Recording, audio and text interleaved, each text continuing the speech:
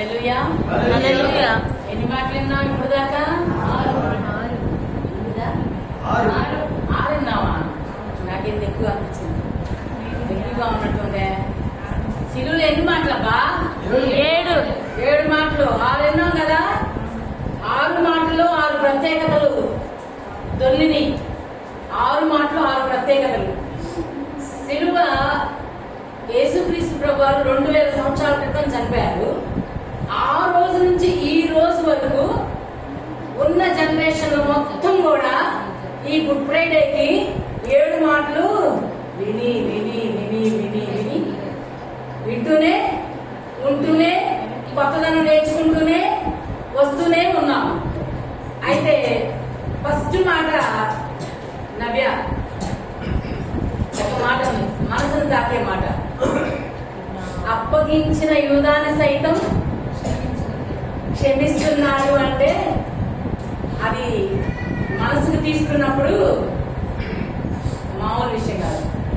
అంతేకాదు పక్కలో బల్లెం పొడిచిన అతన్ని కూడా క్షమించే, సిలువకు అప్పగించిన వాళ్ళు కూడా అప్పుడు విన్న దొంగకి పాపాలు క్షమించే అధికారం ఎవరికి ఉందన్నారు? మనుషు కుమారుడికి ఉందని తెలుసుకొని ఈయన క్షమించేవాడు అనే విషయం ద్వారా దొంగకి మారు మనసు వచ్చింది. దొంగకి మారు మనసు వచ్చి ఫ్రాక్షన్ ఆఫ్ ది మినిట్ లో పాతాళం తప్పించుకొని నిత్య జీవ వారసుడిగా పిలిచాడు. 3వ మాటలో ఒక బాధ్యతని గుర్తు చేశాడు. ఆవిడ లోకంలో శరీరానుసారంగా ఒక తల్లిని కంటే ఇంగ్లీష్ బైబుల్లో ఏమనుందని చెప్పారంటే సహోదరుడు ఆ స్త్రీ అని సంబోధించారు. మరొక చోట కూడా అయ్యా నీ తల్లి నీ సహోదరుడు వచ్చారంటే ఎవరు నా తల్లి ఎవరు నా సహోదరులను సంబోధించాడు. అలాగూ చెప్పి అంతటితో ఆగకుండా తనకిష్టుడైన తన కుమారుడు మరేకు ప్రత్యేకమైన గుణలక్షణం ఉంది కాబట్టి ఒక స్త్రీని నువ్వు గర్భవతిని కుమారుని కంటావని ఏ పాప వెళ్ళిన ఒక స్త్రీతో అంటే ఆమె ఏమైపోవాలి?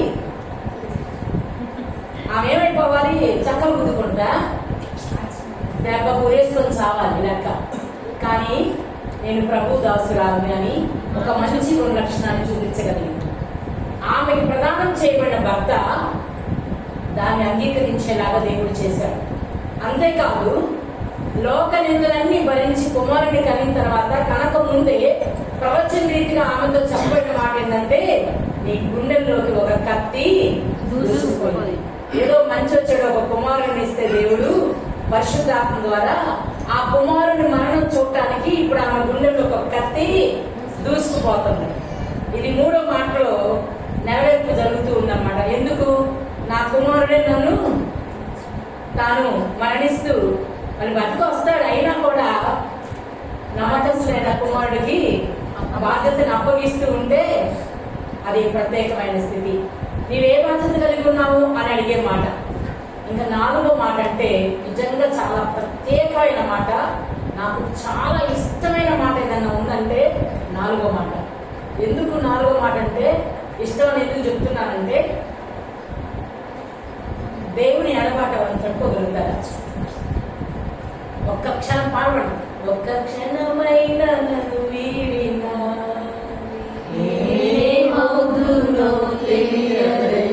ఒక్క క్షణం విడిచిపెట్టే యేసుక్రీస్తు ప్రభువారు పుట్టింది మొదలుకొని సిలువలో 3వ మాట అయిపోయి 4వ మాట పలకబోయేంత వరకు పరిశుద్ధాత్మ దేవుడు తనతో తోడుగా ఉన్నాడు. ఇప్పుడు ఆయన విడిచిపెట్టకపోతే లోక పాపం ఆయన మీద పడదు. ఆయన విడిచిపెడితేనే పాపం అంతా ఆయన మీద పడింది. లోక పాపాలను మోసుకొని పోవు దేవుని గొర్రెపిల్లగా మార్చబడినప్పుడు. కాబట్టి చీకటి కమ్మేది ఎందుకయ్యా అంటే పాపము ఎవరి మీద అయితే ఉంటుందో అది చీకటి. దావీదులోకి పాపం వచ్చింది, పాతాళంలో ఉన్నానన్నాడు కదా. సంసోనులో పాపం వచ్చింది, పాతాళంలో ఉన్నానన్నాడు కదా. ఏమండి, దేవుడు లేని స్థితిని ఎవరైనా తట్టుకోగలరా? అయ్యా నేను ఎల్లప్పుడూ ఆయనకి ఇష్టమైన పనులు చేస్తున్నాను కాబట్టి నా తండ్రి నన్ను ఎప్పుడు ఒంటరిగా విడిచిపెట్టలేదు అన్నాడు. ఎల్లప్పుడూ దేవుడికి ఇష్టమైన పనులు చేశాడు కాబట్టి తండ్రి నన్ను ఎప్పుడు ఒంటరిగా విడిచిపెట్టలేదని మాట్లాడాడు. అంటే ఇప్పుడు ఆయన నలగొట్టబడతాం, ఆయన విరగొట్టబడతాం, ఆయన హింసించబడతాం, ఆయన అనేక రకాలుగా శిలువ మారుపై బాధించబడతాం తండ్రికి ఇష్టమాయను. ఎందుకు? మన చేయి పట్టుకోవడానికి. ఆయన చెయ్యి విడిస్తే మన చేయి పట్టు. చెయ్యి విడవబడింది ఎందుకయ్యా అంటే మన చేతిని గట్టిగా పట్టుకోవడానికి. నీ చేతితో నన్ను పట్టుకో, నీ ఆత్మతో నన్ను నడుపు. మన చెయ్యి గట్టిగా పట్టుకోవడానికి యెహోవా దేవుడు కుమారుడు చెయ్యి విడిచిపెట్టాడు. హల్లెలూయా. మరి 4 మాటలు అయిపోయినాయి. 5వ మాట, నేను నోరు తెలిసి మాట్లాడటానికి ఏం చెప్పడానికి కాకుండా ఎగలు కొట్టి పెట్టింది ఆవిడ గారు. నీటి బుగ్గ అంటూ నీటి బుగ్గలో ఉన్న మాధుర్యాలన్నీ చెప్పి సమరయ స్త్రీ దాహాన్ని తీర్చాడు. దప్పికొన్న వాళ్ళారా నేడు వద్దకు రండి, ఉచితంగానే జీవజల ఓటలు పుచ్చుకోండి. ప్రకటన గ్రంథంలో 22:17 రాయబడింది. యెషయా గ్రంథం 55:1 రాయబడింది. ఏమన్నా దప్పికొన్న వాళ్ళారా నేడు వద్దకు రండి. ఈ జలం అంటే ఎక్కడుందంట? పరలోకం నుంచి వచ్చిందంట, ఇక్కడక్కడ కాదు. పరలోకం నుంచి వచ్చిన జీవజల ఊట ఒక నది కలదు.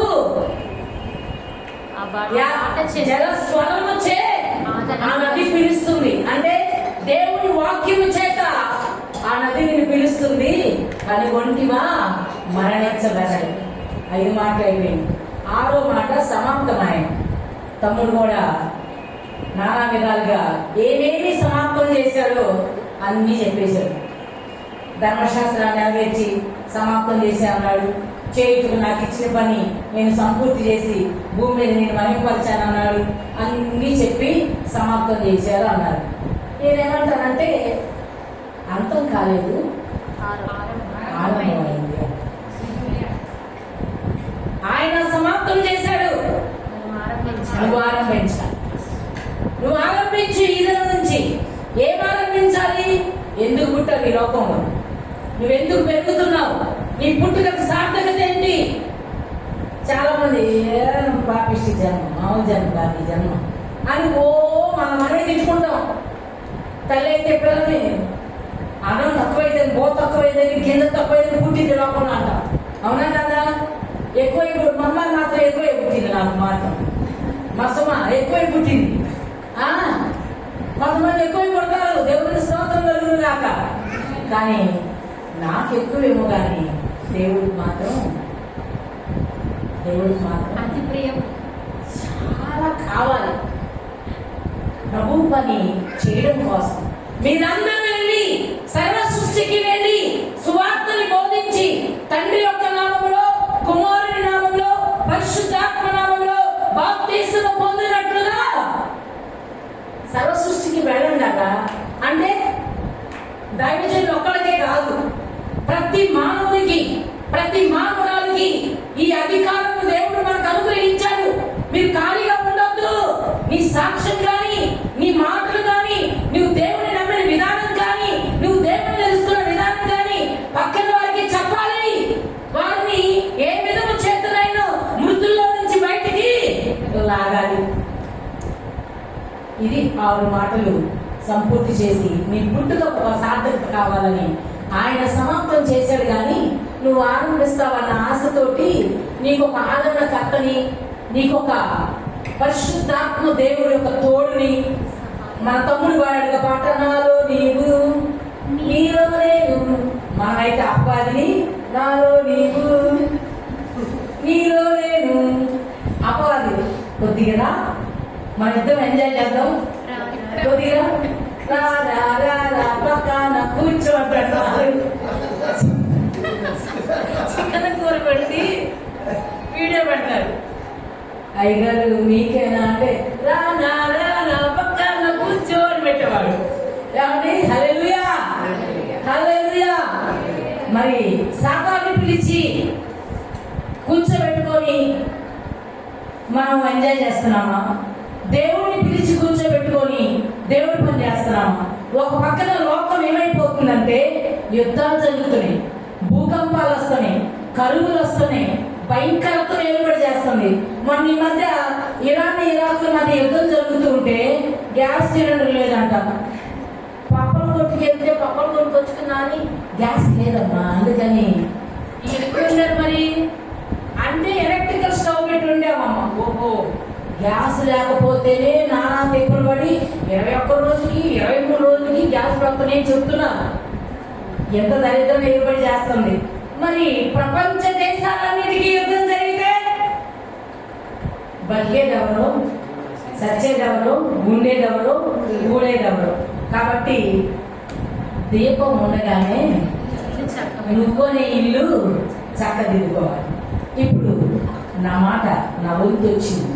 మా అమ్మాయి అంది కదా 7 మాటలు 2 గంటలు వివరించామనుకోమ్మా, మేము కూర్చొని చచ్చిపోతామని చెప్పి ఫోన్లో ముందుగా యాక్సెప్ట్ చేశాను. అందరికి టైం చెప్తున్నాను నేను. ఇప్పుడు మీరు అందరూ నాకు టైం చూస్తారేమో బహుశా. అయిపోయిందంట అక్కడ చూడండి. దేవుడికి స్తోత్రం. మీకు ఒక్క మాట, ఒక సరదా మాట చెప్తాను. మాకు ఒక ముసలం ఉండేది. గ్రూప్ లో 12 మంది కూర్చునేవాడు ప్రార్థనకి. అంటే వయసు పడ్డ పైన పడ్డ పెద్దోళ్ళు అందరూ 50 దాటి అందరూ వచ్చి కూర్చునేవాడు. వాళ్ళలో నేను ఒక్కదాన్నే యూత్ని, యవనస్తురాని. అంటే అయితే నాకు 23-22 సంవత్సరాలు ఉండేవాడు. అయితే ఈ ముసలాం మొత్తం ప్రార్థన స్టార్ట్ చేయాలి. ఇక చేస్తా ఉంటాను. స్తోత్రం యేసయ్యా అంట. ఒక అరగంట అయిపోయింది, ఒక అరగంట అయిపోయింది. ఈ అరగంటలన్నీ అయిపోయి 3 గంటల టైం అయిపోయింది. నా ముందు వచ్చేసరికి మాకు ఒక నిగ్రహం ఉంది. ఏంటి, 12 గంటలకి 1 గంట కల్లా మా వారు భోజనానికి వస్తారు. మనకేంది, మా ఆయన వస్తాడు అని నీకు అంటూ ఉండేది. ఆయనకి అన్నం పెట్టాలి కానీ ఒక తప్పన అనమాట.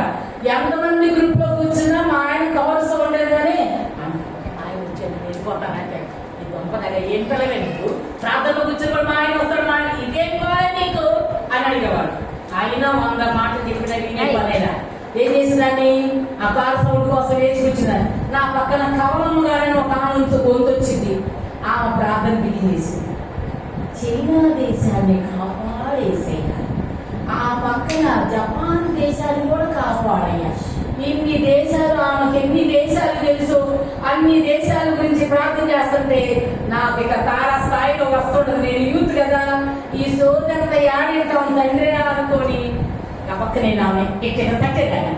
తట్టి కాము కూర్చొని కళ్ళు మూసుకునేదాన్ని. అలాగా కళ్ళు మూసుకోగానే ఆమె కళ్ళు తీసి చూసాను కదా, అయ్యా వీళ్ళందరూ ప్రార్థన నేను ఇప్పుడు రాకెళ్ళాను, వీళ్ళు మాత్రం నా ప్రార్థన ఎంటలేదయ్యా, ఏసుకున్నాను అడుగుకుంటున్నాను తండ్రి అనేది. అమ్మయ్యా నీకు స్తోత్రం.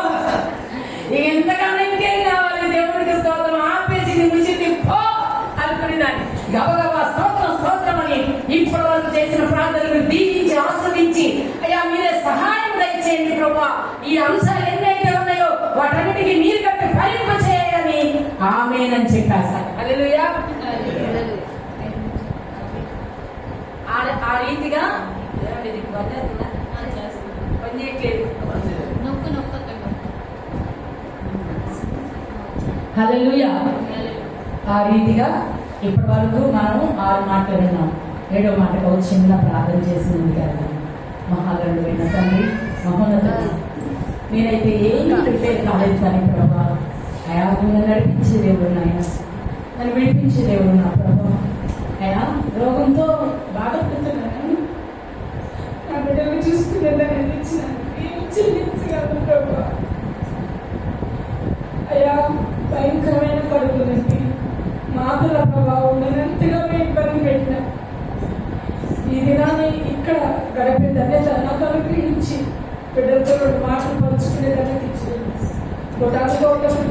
చెల్లిస్తూ నా కొరకు ప్రార్థించిన బిడ్డలందరినీ మీరు దీవించి ఆస్వాదించడం, నుంచోడానికి అనురాన్ని కాకపోయినా విసురు చాటుగా మరుగు చేసుకొని ఘనమైన మాటలు వినిపింపచేయాలి. వేస్తున్నామని అడుగుచున్నాము తండ్రి. ఇక్కడ చివరి మాట ఏంటంటే యోహాను సువార్త 19వ అధ్యాయం 30వ వచనము.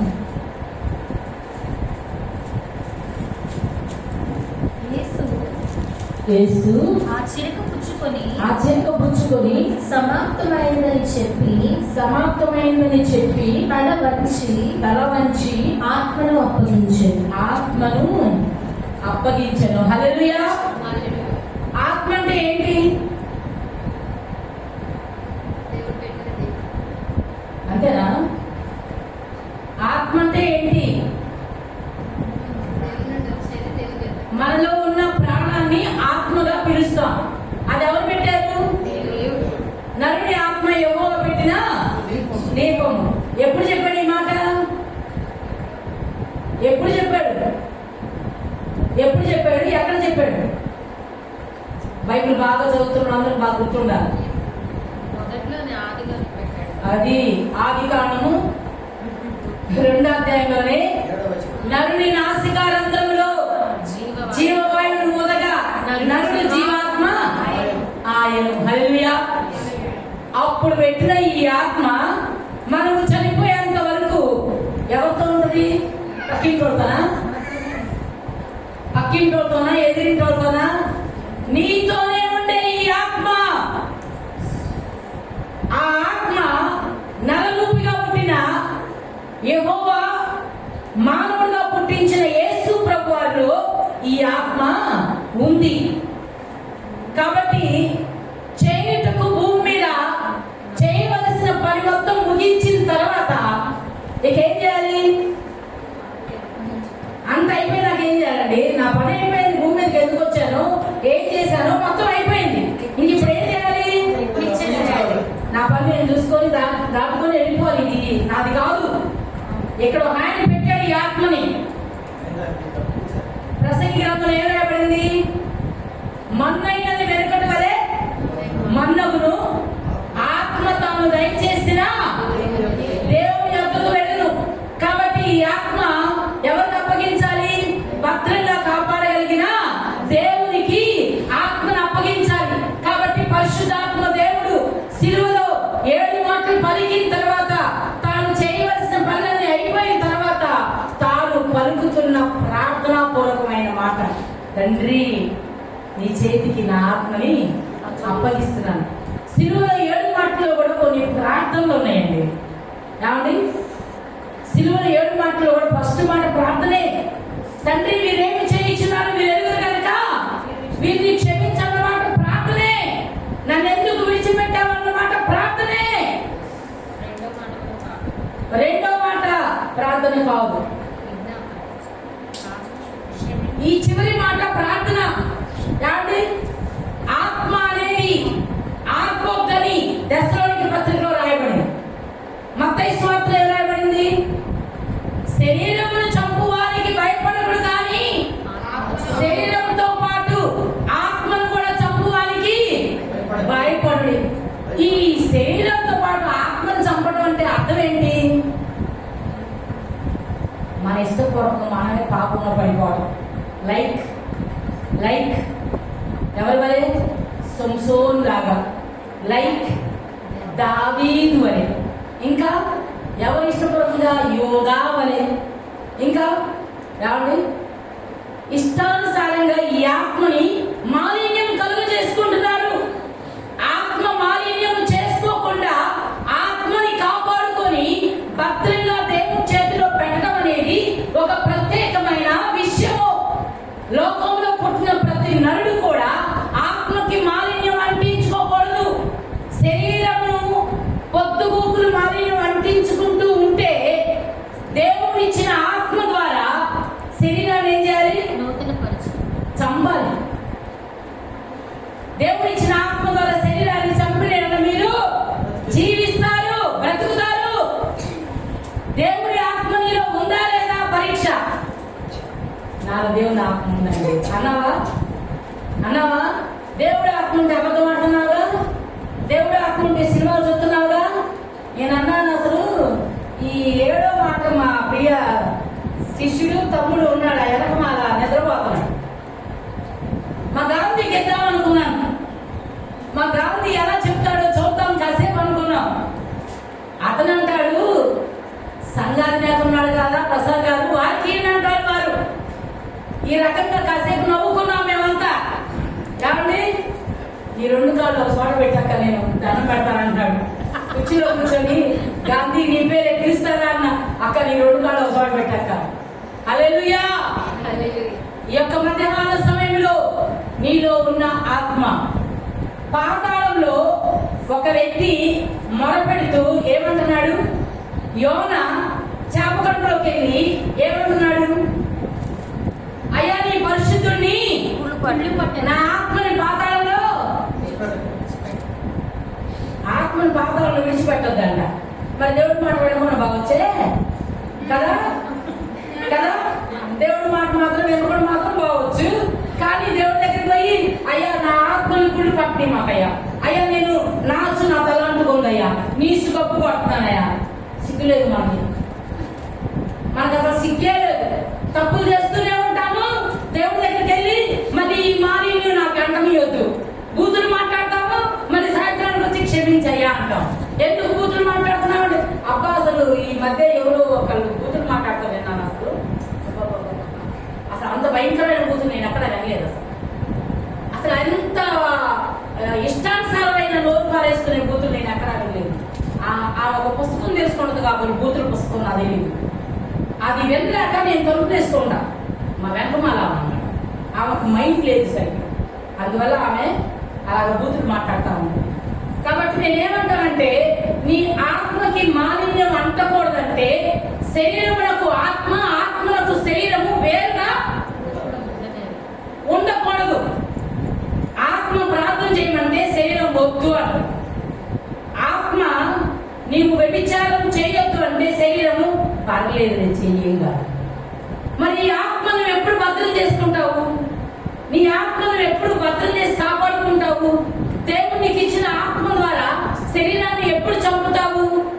బాప్తిసం ద్వారా ఆల్రెడీ ఒకసారి చంపేశాను, అయినా కూడా మళ్ళా కుక్క తన వాంతికి తిరిగినట్టుగా తిరుగుతున్నాను. హల్లెలూయా. కుక్క తోక వంకరే. ఎందుకు? అందుకు ఈ పెద్ద మనిషిని అనాలి మనము. ఇప్పుడు మనం ఎందుకు ఎత్తుకుంటాం? ఎట్లా? శివుడు దొంగని చెవులో క్షమించరా? మనం కూడా అంతే.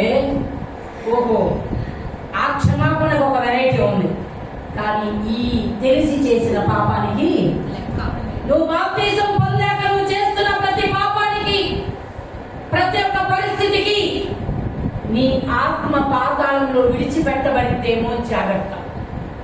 అందుకనే పౌలు గారు అన్నారు, మంచి పోరాటము పోరాడి తిని, నా పరువు కడముట్టించి తిని, విశ్వాసాన్ని కాపాడుకుంటుని, నా కొరకు కిరీటం దాచబడింది. ఏమండి? నీ ఆత్మకి కుళ్ళు పట్టకుండా, అబద్ధం ఆడకుండా, వ్యభిచరించకుండా, దొంగతనం చేయకుండా, దేవుడు చెప్పిన ఆజ్ఞ ప్రకారం నడుచుకుంటూ నిన్ను నీవు జాగ్రత్త చేసుకొని నీ ఆత్మకి మాలిన్యం అంటకుండా జాగ్రత్త పడాలి. మొదట నీ ఆత్మను జాగ్రత్త చేసుకున్నప్పుడు నీ శరీరాన్ని నీ ఆత్మకి నువ్వే లోపరుస్తావు. బయట చెప్తున్నా, నేనేమన్నా తిట్టే ఏమంటారు? నేను ఎవరన్నా తిట్టా అనుకున్నాను, ఏమంటారు?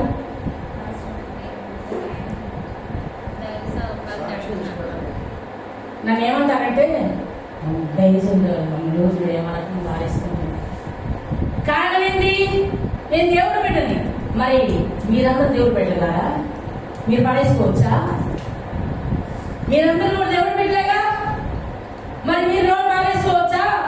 విశ్వాసులుగా ఉన్నాము, క్రీస్తులోనికి బాప్తిసం పొందాము.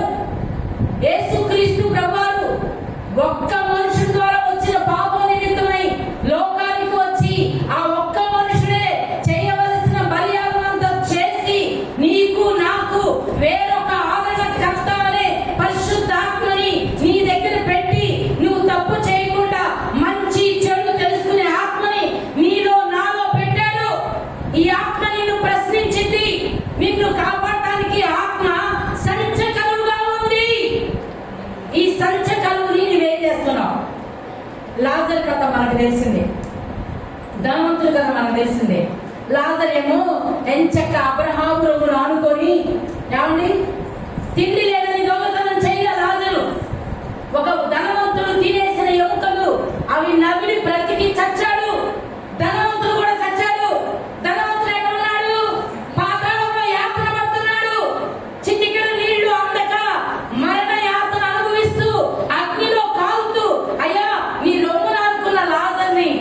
దగ్గరకు పంపవయ్యా, ఒక్క చుక్క నీళ్లు నాకు ఇస్తారేమని బతిమలాడుకొని ఉన్నాడు. ప్రియులారా, ఈ కథలు మీకు కథలా కనిపిస్తాయేమో, కానీ ఇవి కథలు కాదు. రేపు జరగబోయే మన జీవితం చిన్న పాపమే కదా అని ఆ పాపం నువ్వు కొనసాగించి చేస్తే అది నిన్ను తప్పక పాతాళానికి నెట్టుకుపోయేది. ఒక లోకమంతా సంపాదించుకొని మనందరూ బాగా తెలిసి కథ.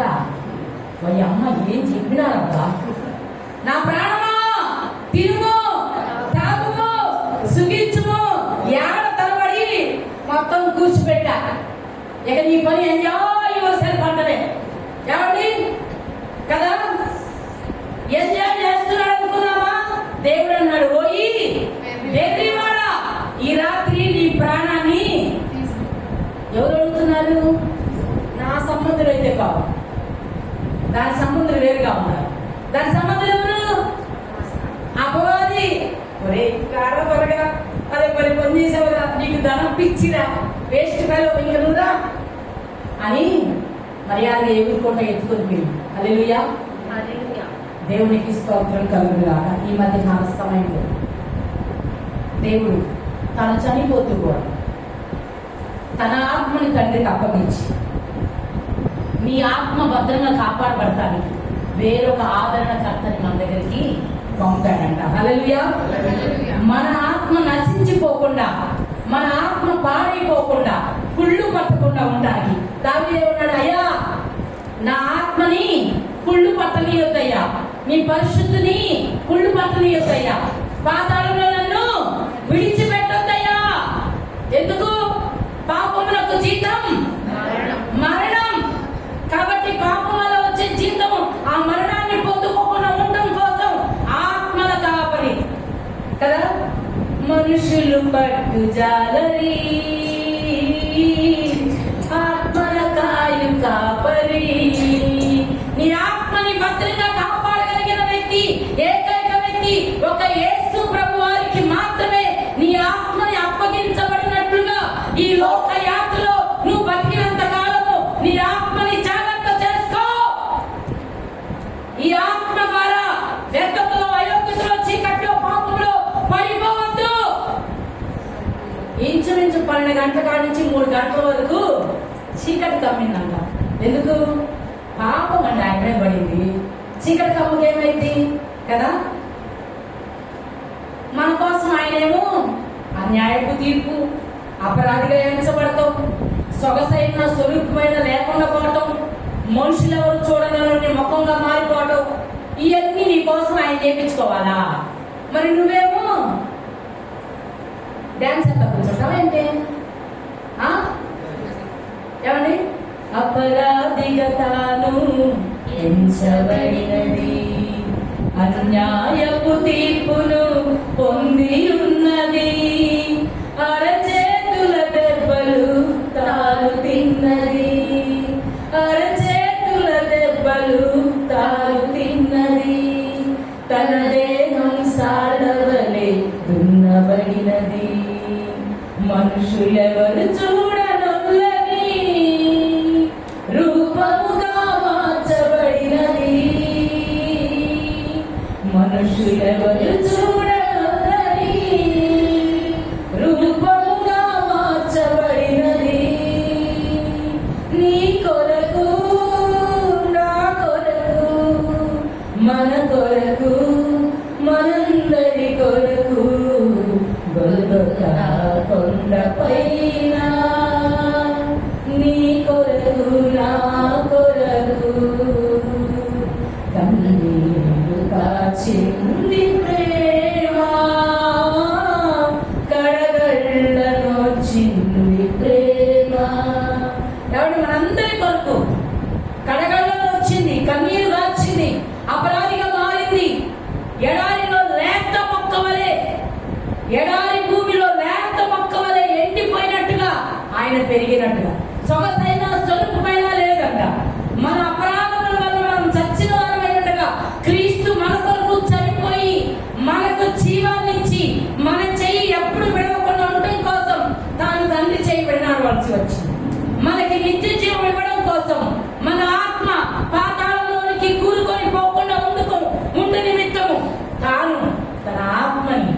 లోకంలోనికి తీసుకొచ్చి మన మధ్యలో ఉండవలసి వచ్చింది.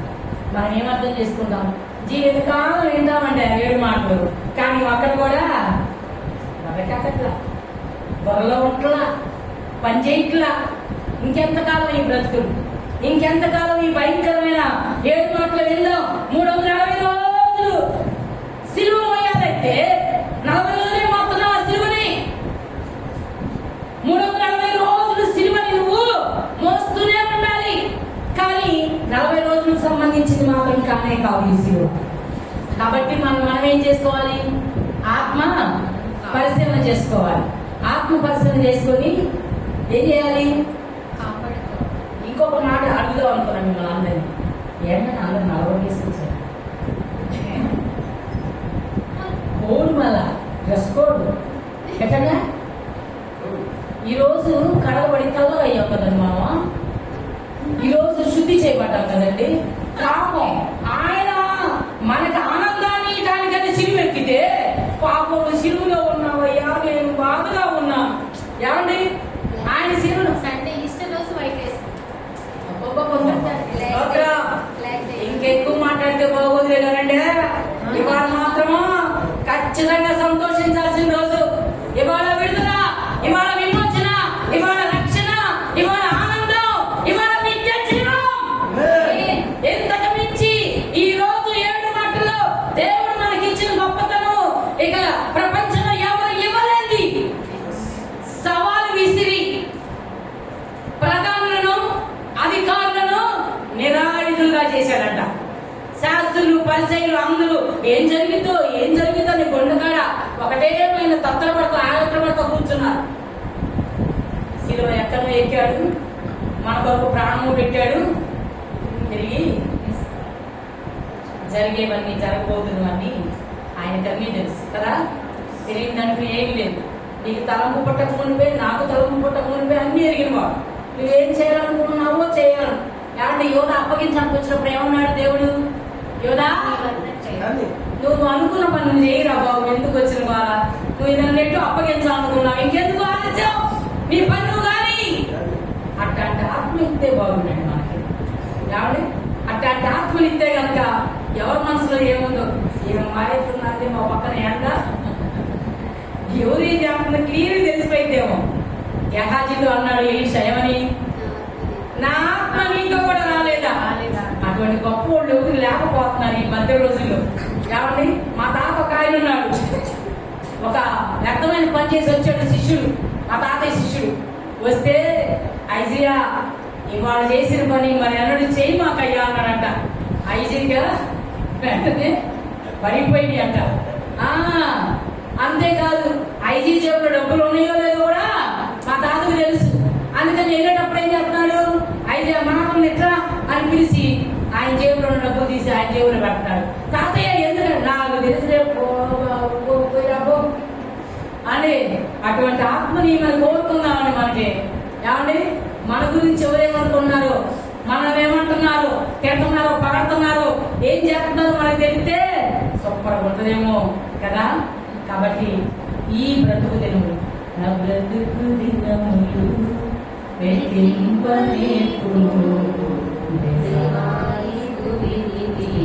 గడియ నాకు చూపుము, ఇంకొంత కాలము ఆయుష్షు పెంచుము, మరణముగా చిగురు వేయని. ఎన్నో సంవత్సరాలు నిన్ను నన్ను దాటిపోతుంది, కానీ వేసిన కాడే మన ఆత్మీయ బ్రతుకు ఉంది. వేసిన కాడే నా దీపము యేసయ్యా నీవు వెలిగించినావు. సుడిగాల్లో జడివానలో ఎక్కడ ఆరిపోదంట, కానీ ఎన్నిసార్లు ఆరిపోతుందో మనకు మాత్రమే తెలుసు. ఈ దీపము కడ వరకు వెలగాలి. యేసు ప్రభు వచ్చిందా? ఆ దీపము, ఆత్మ అనే దీపము ఆయన చేతిలో భక్తులను పెట్టేంత వరకు మనందరము దేవుడి సన్నిధానంలో దేవుడిచ్చిన ఆత్మ ద్వారా వాక్యాన్ని గైకొని చెప్పారు కదా, వాక్యం అనే జీవజల ఊట. నువ్వు ఊటమైతే ఆ ప్రవహించే నది ఊరు మొత్తం ప్రవహించాలి. యోర్దాను నది అంటే గడ్డెక్కి ప్రవహించిందంట. దానికి ఒక అద్దు పెడితే అద్దులో ఉండదంట, గట్లెక్కి మరీ ప్రవహించిందాక నువ్వు కూడా ఒక వ్యవధాన నది వలె మారి దేవుని వాక్యాన్ని ప్రవహింపజేసి ఏమండి ఆ యొక్క కృప ద్వారా ఆత్మని కాపాడుకొని పౌలు సాక్ష్యం చెప్పినట్లుగా మనం కూడా బ్రతుకుల క్రీస్తు చావు నాకు లాభం అన్నాడు. అసహ్యం నాకు దూరము ప్రభునందు ప్రభు శిలువనందు తప్ప అన్నాడు. మరి చివరికి పౌలు గారు శరీర బలహీనత ఉన్నా, రోగం ఉన్నా, వ్యాధి ఉన్నా, బాధ ఉన్నా క్రీస్తు ఉంటే చాలు అన్నాడు. మరి ఆ మెట్టులో సాక్ష్యము మనం చెప్పబడినట్లుగా 7 మాటలు ఈ సిలువలో: 1 క్షమించడం, 2 రక్షించడం, 3 బాధ్యత కలిగి ఉండటం, 4 తండ్రిని విడిచి ఉండలేకపోవడం, 5 ఆత్మల తప్పికొని ఉండటం, 6 చెప్పిన పని సంపూర్తి చేయటం, 7 జాగ్రత్త చేసుకుని ఆత్మని సంపాదించడం. చేద్దామా లేదా? ఈస్టర్ రోజు మాత్రం నలబట్టేసుకుందామా? అంటే దేవుడి స్తోత్రం. మరి చాలా సాక్ష్యం చెప్తాను. మరి మన వీటిలో వాక్యం సంబంధమైన మాట దేవుడు దీవించింది కాక. ఆమేన్.